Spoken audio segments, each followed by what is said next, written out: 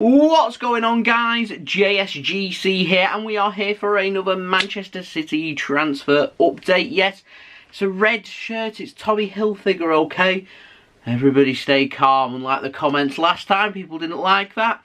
There we go. But before we crack on with today's transfer update, make sure, like always, if you are enjoying the content, daily Manchester City transfer videos coming out for everybody to look forward to throughout the summer transfer window. So if you haven't already, then do subscribe. We've smashed past 18,000 subscribers. Insane. Thank you everyone for that. It is much appreciated. Let's keep on aiming high and having them high expectations here on the JSGC channel. Next up, in sight, 19,000 subscribers.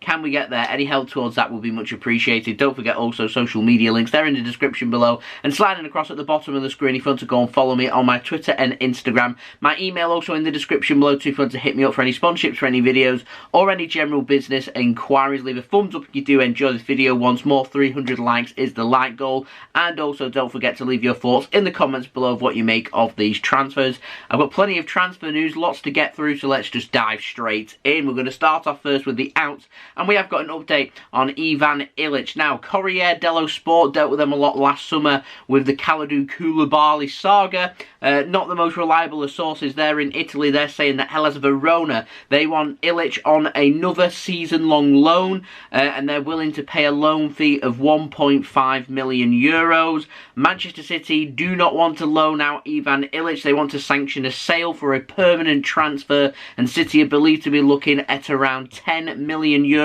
for his signature. I am going to presume that Hellas Verona do not have that type of money, and that's why they're offering a loan. Talks are continuing between the two clubs. I'll be very surprised with this story here. If a permanent transfer does happen, it will more than likely be another loan. I don't really get why Manchester City, if we are going to go down them lines, why don't we put an obligation to buy in rather than an option to buy if we're wanting the permanent transfer? Then let's see just how keen they are to bring in these players like Ivan Ilic. We'll see what happens. That's an update on him. Moving on, we've got an update on Issa Kabore. Now, he has joined Troy over in France, who are part of the CFG, of course, on loan until the end of the season. It's confirmed, it's signed, sealed, delivered, it's official. So best of luck to Issa Kabore on his move. Hope he goes and smashes it in France, and wishing him all the very best for the upcoming season. Now, moving on to our final transfer story of the out, comes in the form of an update on Lukas Nmecha.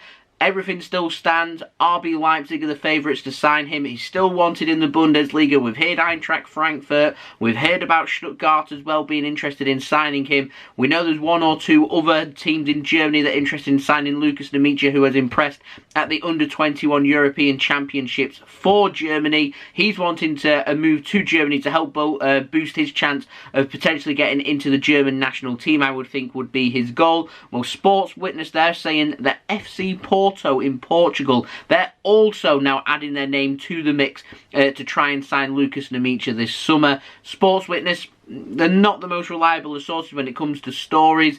However, I can believe there's been some truth in this, if I'm completely honest. However, FC Porto have said that Lukas Nmecha, he is a contingency. He is option B for them to sign an attacker. They're currently trying to sign Morelos from Rangers. If that doesn't work, they could make a move for Lukas Nmecha.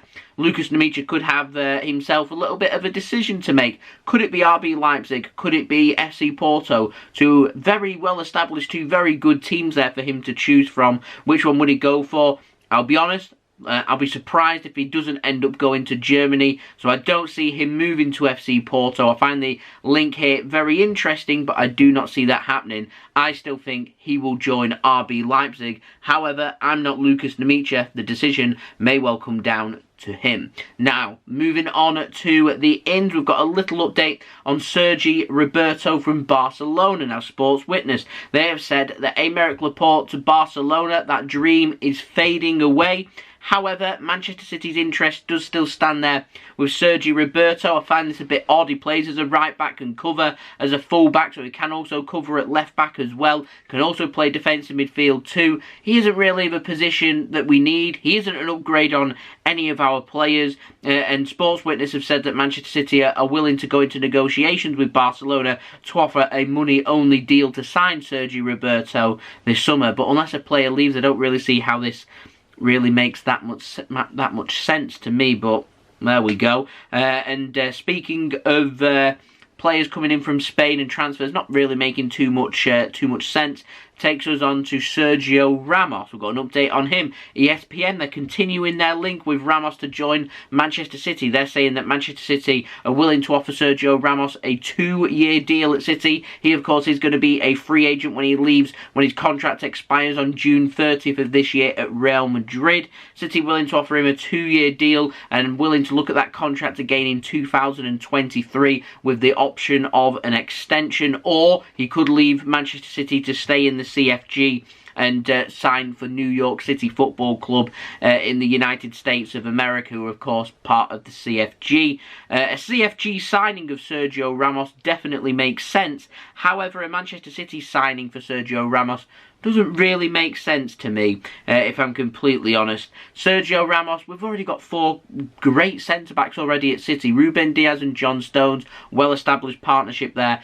Aymeric Laporte, he probably isn't going to be leaving this summer because no club can afford to pay him with the coronavirus market. And then we've got Nathan Ake, who's only spent 1 season at Manchester City, and I definitely think he's going to be doing another season at City. So we're not going to have 5 first-team players to 2 positions. Doesn't really make sense. I'd like to know your thoughts of that in the comments below, but I just don't see that one happening. Anyway, moving on, Jack Grealish. I'm not sure if it's going to be realistic or not, if I'm honest. Who knows? Anyway, Ian Ladyman of the Daily Mail, he's saying that Manchester City, they cannot sign Harry Kane and Jack Grealish this summer. It's not going to be signing both these players. It could well be one or the other. And they're saying that Manchester City may need to sell a player to make these moves happen, because they're going to be big money transfer moves, and so it may be players leaving first before players being brought in, is what I was getting an indication from in the article. Now, very interestingly, no bids have gone in, we already know that, but Ian Ladyman, he says that there's a release clause in Jack Grealish's contract, which is news to me. It's not really how teams in England do their transfers and putting in release clauses, but I do wonder if there is one, how much that would be worth. I'm going to presume it's a very big number, considering that hasn't been reported on before. Now, I do know that other people were leaving it in the comments below yesterday. Chose not to address it yesterday, but I am addressing it today because I've got more of an update on Jack Grealish. But there's been a rumour going around that caught offside that's been reported by other sources as well, but they're using the Caught Offside article here, the journalist that's come about with this news, saying that Man City are set to sign Jack Grealish when the European Championships end,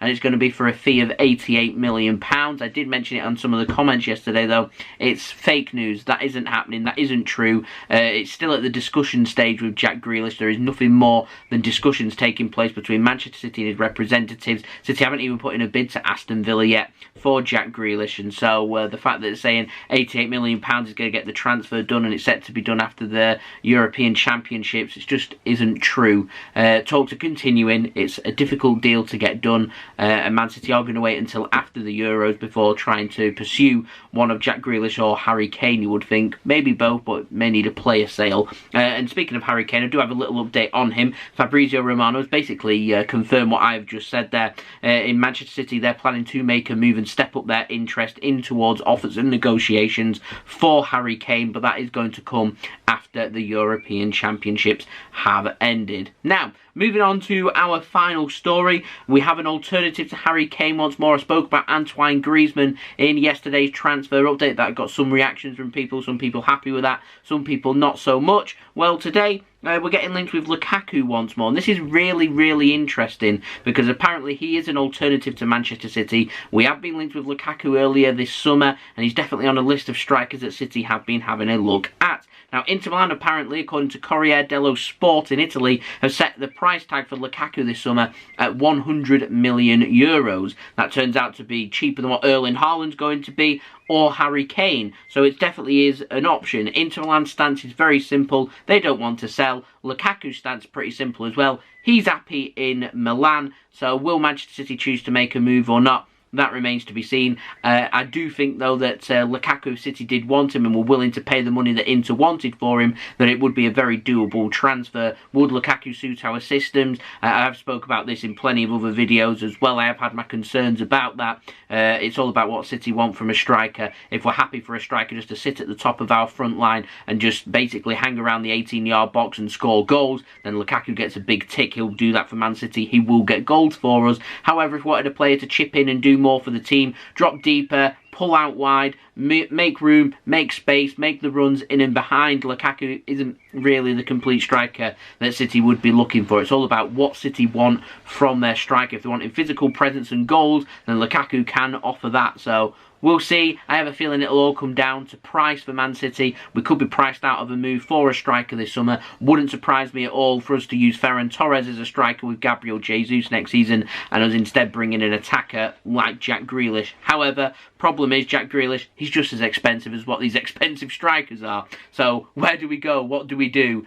We're at a stalemate really here at this moment in time in the transfer window. But yeah, I'm sure there'll be things happening behind the scenes and the ball will start to get rolling and more news will be coming out. I'll be covering it every single day for you guys to enjoy, of course, doing daily Manchester City transfer updates. So if you haven't already, do subscribe. Press that red button, press the bell and put your push notifications on.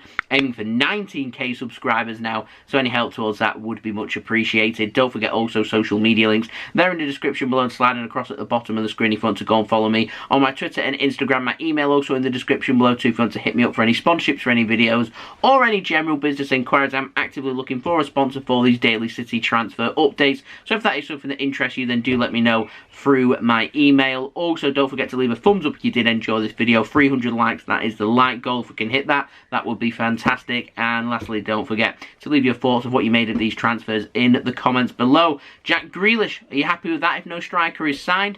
Harry Kane making a move after the European Championships, are you happy with that, or would you rather have Lukaku? Sergio Ramos, Sergi Roberto, weird transfers, what's your thoughts? And don't forget also to leave your well wishes for Issa Kabore, who leaves Manchester City to head out on loan to Troyes in France on a season-long loan. So there we go, that has been the video. Thank you everyone for watching. I hope everyone is safe and well. I've been JSGC. Yes, it's red. Like I said, it's Tommy Hilfiger. Calm down, everyone. I'll see you all again tomorrow. Peace. Ciao for now.